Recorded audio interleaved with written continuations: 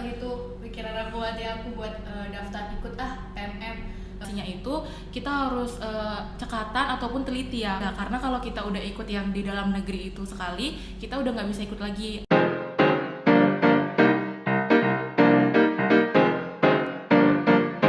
Selamat sore semuanya Sobat Podcast, Kesehatan Investasi, Pola Hidup Sehat, Prestasi. Balik lagi bareng aku, Sofia Zahra, di podcast kita sore ini.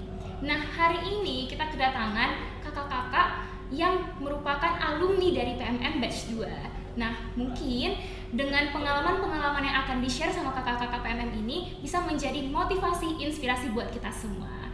Boleh sebelumnya kakak-kakak dari PMM perkenalkan dirinya terlebih dahulu?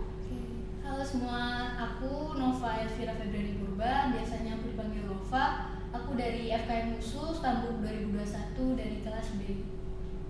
Oke, halo semuanya. Perkenalkan, aku Kristela, biasa dipanggil Tela, dari FKM Usus Tambuk 2021 juga, dan tentunya dari kelas B juga. Jadi kakak-kakak ini dari Stamuk 2021.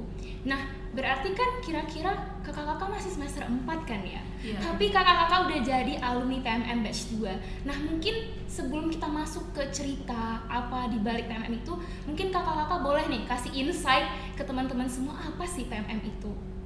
Oke, mungkin dari aku ya. Jadi PMM itu ada singkatannya, itu Pertukaran Mahasiswa Merdeka. Nah, untuk tahun yang kemarin itu batch 2. Jadi PMM itu program dari Kemendikbud untuk para mahasiswa di seluruh Indonesia, terbuka ya untuk PTN maupun PTS untuk bisa belajar ataupun kuliah di luar dari perguruan tinggi asal dia. Jadi mau kita dari PTN ataupun dari PTS itu boleh mengikuti PMM ini. Dengan itu syaratnya minimal kita saat mendaftar itu mengikuti semester 2 minimal. Semester 2. Nah, kalau misalnya PMM itu Pertukaran Mahasiswa Merdeka, apa sih yang melatar belakangi alasan kakak-kakak ini ikut PMM? Mungkin boleh dari kakak. Kalau dari aku sendiri nih ya pribadi, alasan aku ikut PMM tuh sebenarnya waktu pertama kali dapet info nih dari PMM 2 itu mau buka, kayak langsung terbuka gitu pikiran aku, hati aku buat daftar ikut PMM. Sebenarnya tujuan utama atau motivasi aku tuh pasti yang pertama itu ingin ini kan dapat pengalaman, terus pingin biar ngerasain kuliah di luar kampus selain di USU gitu kan. Gimana sih kampus di Jawa itu kuliahnya, atau sama atau enggak gitu-gitu kan. Terus selain itu juga pastikan PMM ini nanti ketemu teman-teman baru gitu. Jadi itu motivasi aku. Tapi yang paling penting itu motivasinya pengen ngerasain euforianya kuliah di kampus lain gitu. Baik, kalau kakak Nova ingin merasakan euforia, kalau dari kak Kristela apa nih kira-kira alasannya?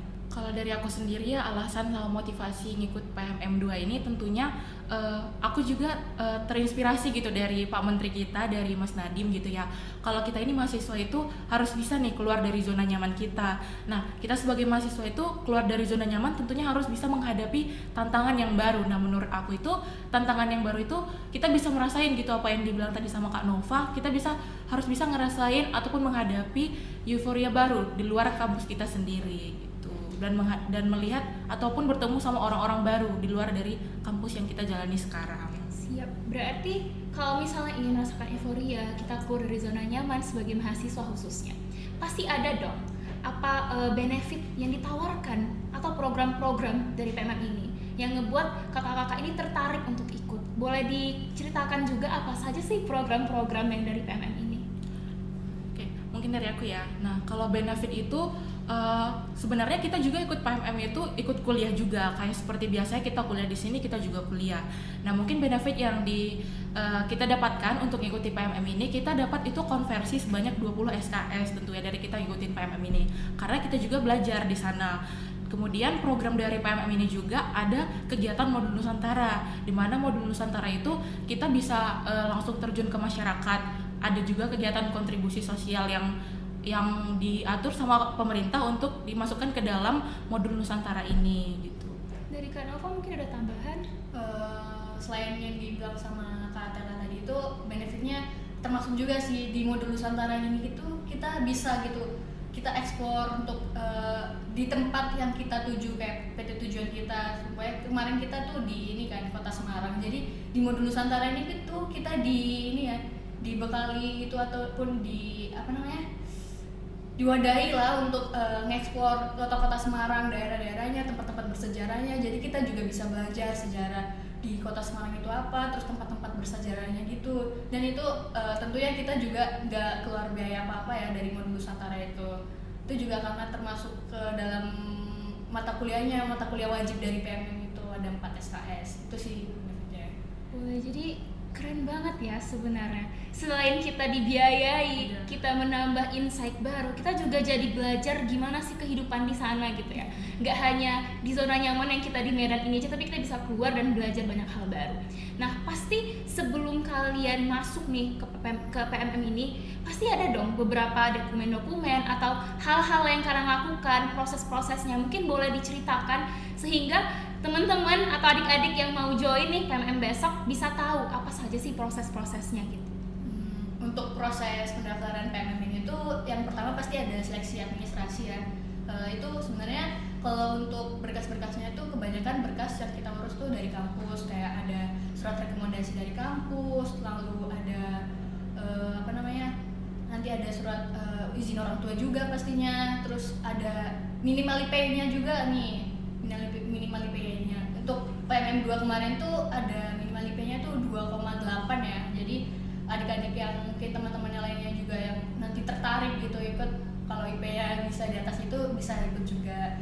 Terus ada beberapa juga berkas kayak keuangan seperti rekening itu nanti juga diperluin itu sih.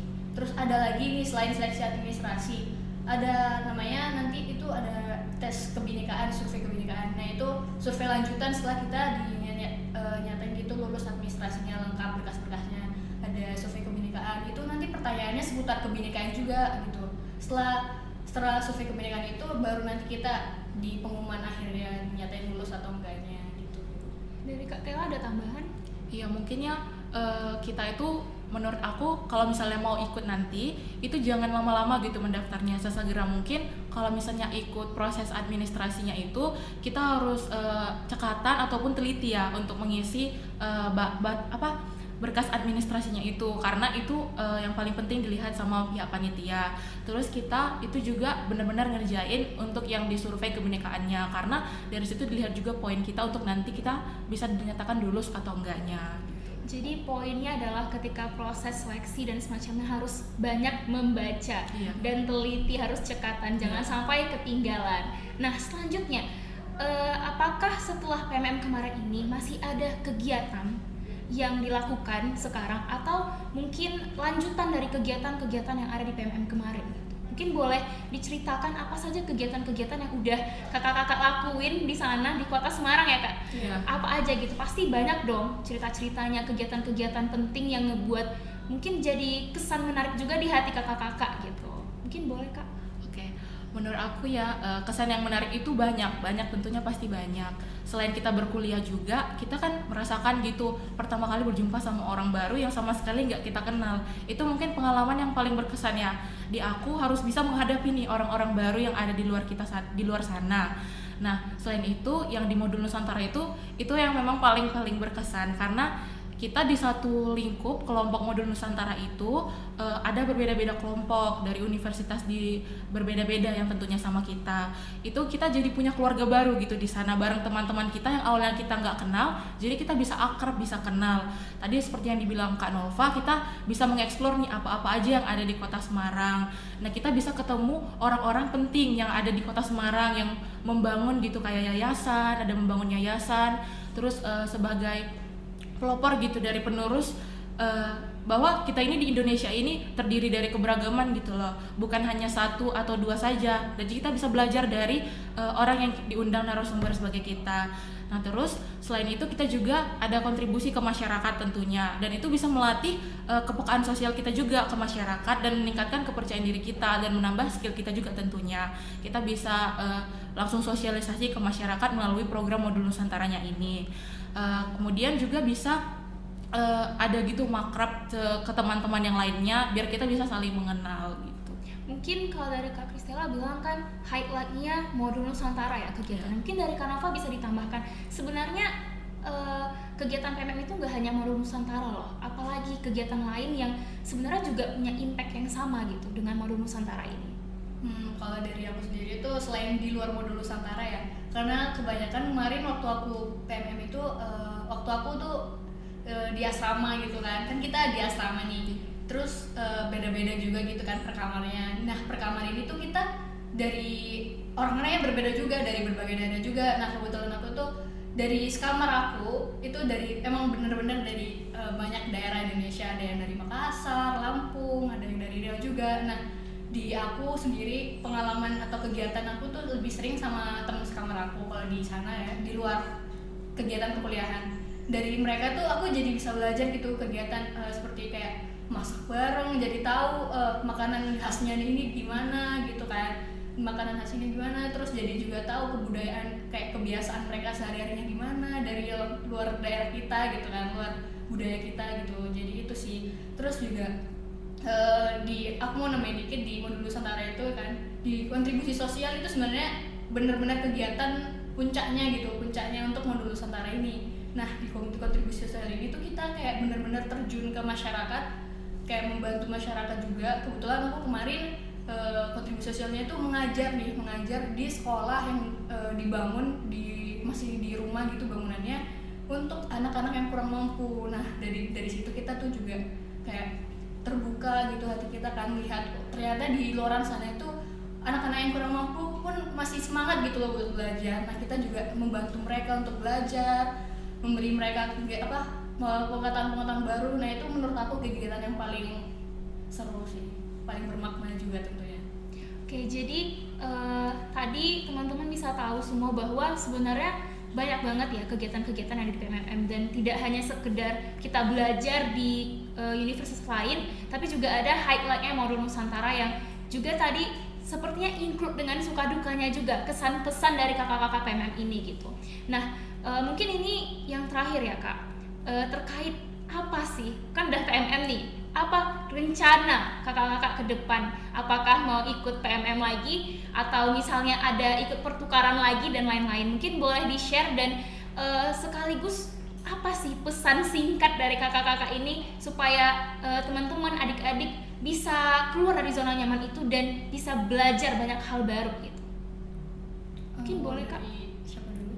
Mungkin boleh dari Kak Tela. Ya, kalau dari aku sendiri rencana kedepannya kalau ikut pertukaran mungkin yang bisa itu yang ke luar negeri ya, karena kalau kita udah ikut yang di dalam negeri itu sekali kita udah nggak bisa ikut lagi. Atau rencana kedepan yang lainnya itu mengikuti program Kampus Merdeka yang lain, karena tentunya benefit dari program Kampus Merdeka ini buat kita mahasiswa itu sangat banyak ya, tentunya bisa melatih skill kita dan juga bisa keluar dari zona nyaman kita sendiri.